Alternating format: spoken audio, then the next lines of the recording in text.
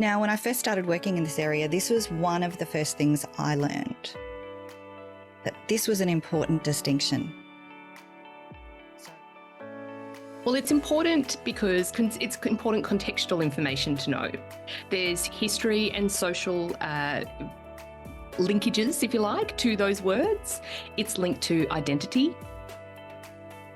There are some deaf people who might take off their assistive technology devices, or have them on and choose to have that. Some people's hearing is not always stable, so it could be dependent on the day in that regard. There's also their brain's energy affects their capacity to actually process auditory input, and so that will have an impact as well. So it's really, you can never assume on what a person can hear at any given time. For hearing people, no matter how hard we try, there's going to be some autism creep in that we're unaware of. So having a nice, safe community where you can be talking about stuff and someone can go, oh, have you thought about this? That might come from a hearing world, is really, really helpful.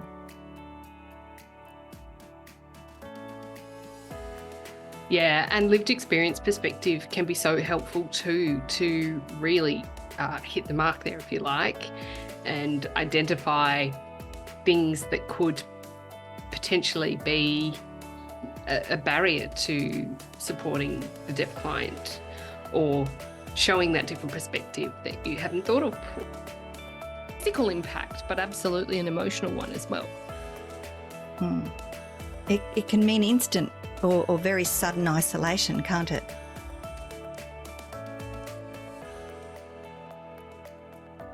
It's quite complex because, as we said, there is no words equivalent because it's not a written language. So it is quite a complex thing to try and understand. One particular tool that people use to try and describe what is being shown in Auslan, what words are being used in English in paper for what's being signed, is called glossing. Louise, you've worked with many different deaf people. Can you talk about your experience, please? Yeah, thanks, Sigrid. I actually did some study a few years back on teaching English because I find language fascinating. And one of the things they talked to us about was register. It's a term, register.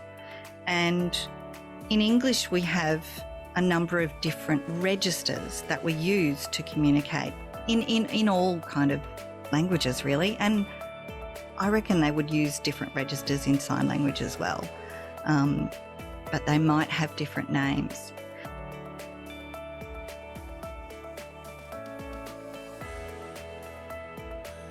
A culturally affirmative conversation means privileging that lived experience and understanding and supporting the diversity of deaf culture, deaf history, and sign language as communication. Providing an accessible service as well. It really means having an understanding of the social model of disability. And really it's the same at social services and the same if you're visiting a police station. If you're feeling heard and understood, you usually have a much better outcome.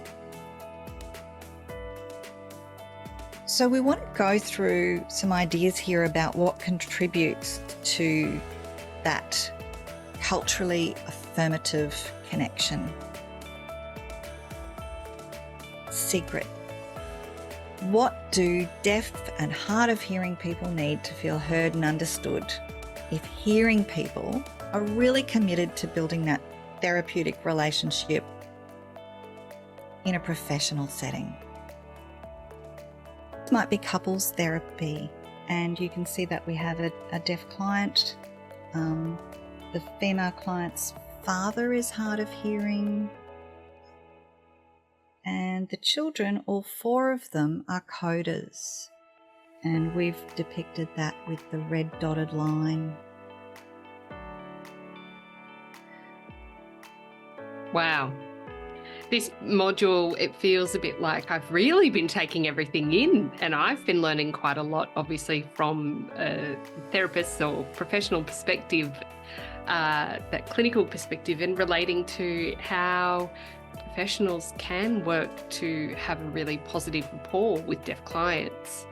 Culturally affirmative conversation. Quite excited to see therapists who, oh, there we go. It is exciting. Therapists who will take that time to approach this as in a culturally affirming way. Yeah, I'm really looking forward to seeing a lot more allyship between the deaf community and professional clinicians in the community. So, yeah, I think there's positive outcomes only ahead for deaf and hard of hearing people.